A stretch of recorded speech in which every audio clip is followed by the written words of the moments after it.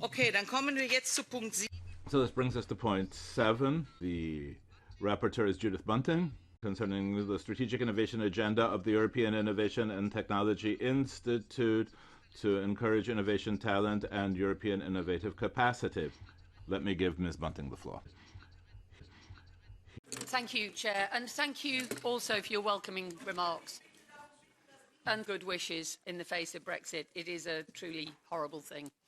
I have asked around various colleagues in CULT and in my own delegation, and many MEPs do not know much about EIT, so I am going to indulge and take a couple of minutes to talk about the institution before I talk about the legislation.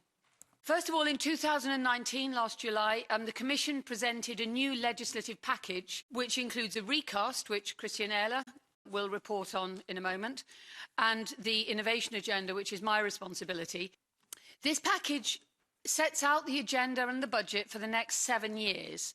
And we, as a committee, give the EIT, the Parliament gives the EIT, €3 billion to work with.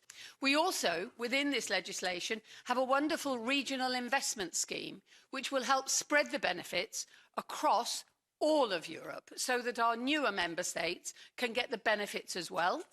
And I support that, my amendments support that. And I've also inserted a few amendments to guarantee some gender balance and gender mainstreaming, which, as we all know, is pretty critical at the moment. These euros are spent to support education, to support research, and to support business. And this is what makes the EIT so interesting, that it is not a pure academic institution. It is an institution designed and with the express intention of promoting sustainable growth across the EU, and this is commercial growth.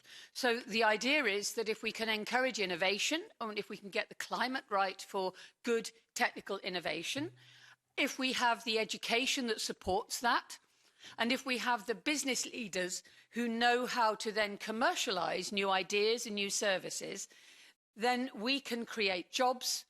We can create, from jobs you get taxes, from successful businesses you get taxes, and so we get services, and we have a sustainable economy. The EIT has done some excellent work. MEPs should know what the EIT is doing in our areas, for our businesses, for our education, and for the European sustainable growth. The institution is not set out like a normal university. There is no big central campus where all the research happens and all the education takes place. There is a network, a web of different institutions and businesses who collaborate. And this is how they manage to spread across all of Europe. So, the EIT at the moment covers 8 areas. I think of them as departments, but they are called Knowledge Innovation Communities, which is KRCs or KICs, that's the Eurospeak for them. And they cover areas where the Commission and MEPs in the past have considered there were potential societal problems. So they focus on health, on climate, on digital, on food, on manufacturing. Please go to the website and look them up. They bring together higher education institutes, research bodies and businesses, private businesses, large and small, and these work in this fabulous knowledge triangle, which is the underpinning of the EIT. So there is a big call for further transparency within the operation of the EIT and all of the KICs. And this is because there's a feeling that those who are already invested just are keeping the prize to themselves. And we need more transparency about how contracts are awarded. And we need to make it clear that small and medium-sized enterprises are welcome. And there are some ideas in there which I'm proposing after discussion with the director of the EIT. And these will help promote the involvement of SMEs and make it practical and affordable for small companies to join in. The innovation agenda is a short document, but it includes an annex of 27 pages, which is excellent. And one of the things that I have tried to do is to bring a degree of the annex, the detail, the information from the annex, into the legislation. These amendments concern the general and specific objectives of the EIT, the priorities for the knowledge and innovation communities across all 8 areas. The launch of a new KIC, which, you'll love this, is in the cultural and creative industries. I will come back to that. The budget and cooperation with other programmes. The EIT is funded by Horizon, and within that we have the EIC, we have innovation funding. There are many breakdowns of Horizon Europe and Horizon 2020 as was, and the EIT cooperates with all of these. Within the legislation and the annex as it stood, there is a lot of discussion of entrepreneurial education, and this is very good and very necessary.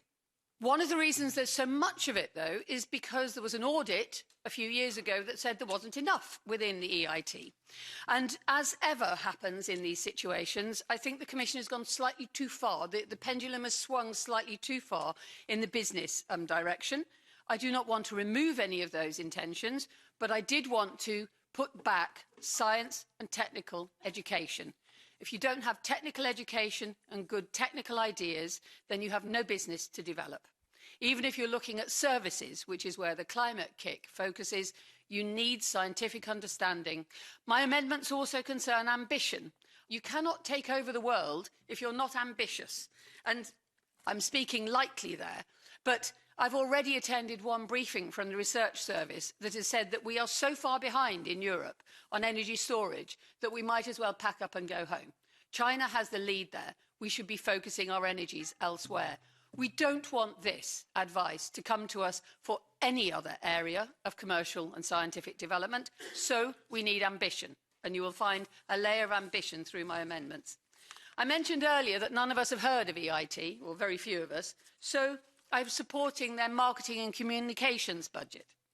Finally, we have the new proposed KIC, which supports and will be driven by the creative industries. We know these are big employers. We know there are brilliant ideas out there in Europe at the moment. And this is an area where I think Europe, we as the cultural industries, can bring benefit to the European Union. So, ladies and gentlemen, you have my opinion in front of you. I hope you feel you can support my amendments. The deadline is the 27th, you say? So I look forward to hearing any questions that you may have, and thank you for listening.